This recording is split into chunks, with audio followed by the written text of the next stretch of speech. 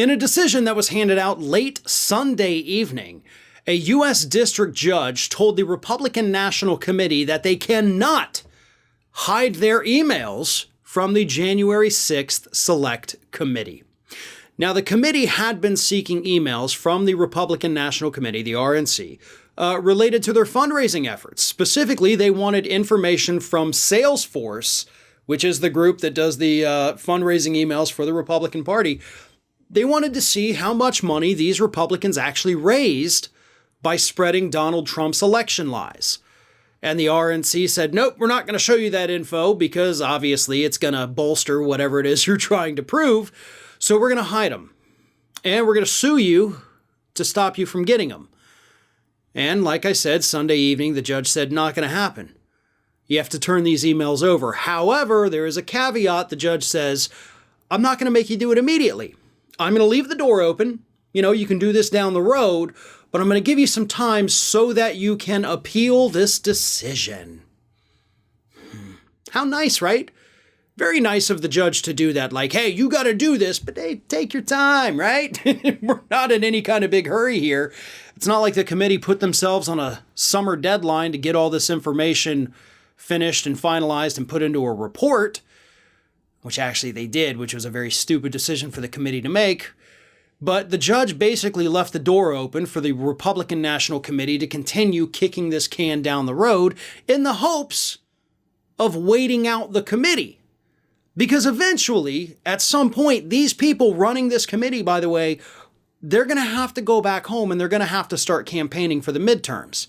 Okay, it's a House committee. So except for the handful of people that aren't running for re-election, everybody else has to go back to their districts and be like, hey, remember me? I'm your congressperson. Put me back in D.C. So the committee's work is going to slow down or outright end by the end of summer just for the simple fact that these people have to campaign. And now the Republican National Committee has been given this massive gift.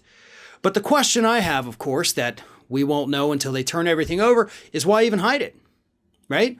We know you sent out emails with the same lies, the same talking points that Donald Trump was using. Okay, that part's not a mystery. We have the emails. We need the data behind them.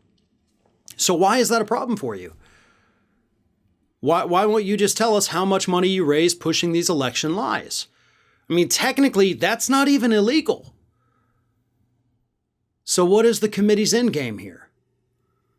Well, in this particular instance, not the entire committee, but I think in this particular instance, it's to show just how much these Republicans benefit from lying to their constituents. How much money the Republican Party made by pushing knowingly false narratives. And then I think they want to use that amount to embarrass them. That's what I think the end game is here. And I'm not even opposed to that. Sure, whatever. These people are scumbags. Do it. But the RNC clearly has something to hide if they don't want the committee to know how much money they made pushing these election conspiracies. Thanks for watching, and if you like what you saw, don't forget to like, comment, share, and most importantly, subscribe to our Ring of Fire channel here.